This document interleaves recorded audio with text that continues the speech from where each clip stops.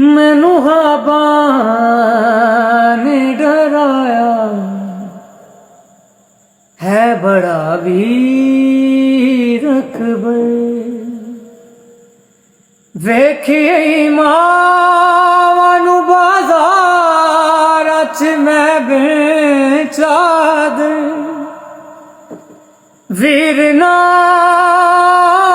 मैनू आके एक बारी खैर दी खबर सुना जा। अकबर मैं मर जावांगी वतना ते वीर आ जा।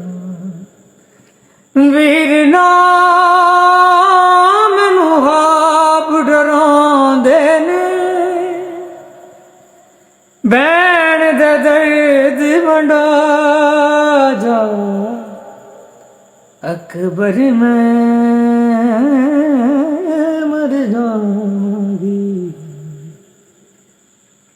वतना ते वीर आ जा।